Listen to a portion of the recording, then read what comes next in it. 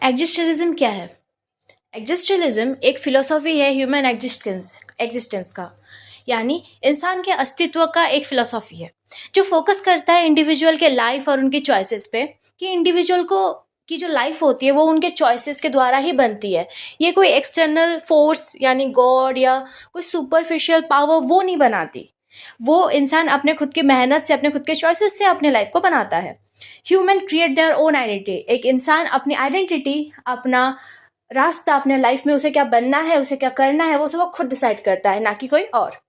इसके की आइडियाज हैं एग्जिस्टेंस प्रीसीड एसेंस, जिसका मतलब है पहले हम एग्जिस्ट करते हैं, फिर हम डिसाइड करते हैं कि हमें क्या बनना है या फिर अपने लाइफ को हम किस डायरेक्शन में लेके जाएंगे।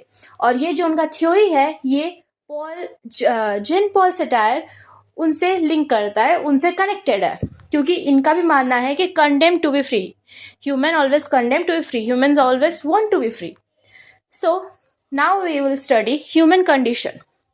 सो जो एक इंसान के लाइफ में एग्जिस्टेंशियल थ्योरी में दिखाया जाता है कि जो इंसान है उसका लाइफ का कंडीशन दिखाया जाता है कि जो लाइफ है उसमें अनसर्टेनिटी है, एंजाइटी है, सफरिंग और डेथ कॉमन है।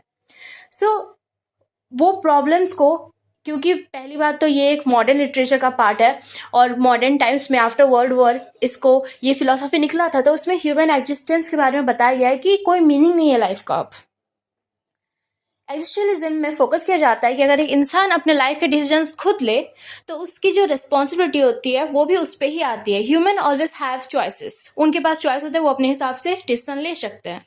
Must accept result of the decision, but उस डिसीजन का जो रिजल्ट होगा वो उन्हें एक्सेप्ट करना होगा। फ्रीडम सिर्फ आज़ादी नहीं है, वो साथ अपने साथ साथ वो एंजाइटी और रिस्पॉन्सिबिलिटी भी लेके आती है, जिसको इंसान को एक्सेप्ट करना पड़ता है।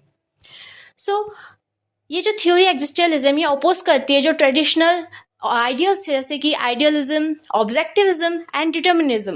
डिटर्मिनिज्म का मतलब होता है कि हमारे लाइफ में जो हम बनते हैं या जो हम करते हैं उसमें किसी एक्सटर्नल फोर्स का भी पावर होता है। ये सब चीज़ को वो मना कर देंगे, नहीं ऐसा कुछ नहीं होता। आइडियलिज्म की इंसान को हमेशा मोरल्स वैल्यूज़ पे ही चलने चाहिए। फिर ऑब्जेक्टिविज्म, ये सबको वो नहीं मानते। उस टाइम के जो मेजर थिंकर्स थे जो इस एग्जिस्टेंशियलिज्म थ्योरीज पे लिखते थे, उन पे काम करते थे, उनका नाम है एल्बर्ट कैमस, सोरेन, फ्रेडरिच और भी बहुत सारे राइटर्स थे। सो इसमें मेन थीम जो दिखाया जाता है, एग्जिस्टेंशियलिज्म का जो मेन थीम शो किया जाता है वो है एलिनेशन, यानी लोनलीनेस, आइसोलेशन।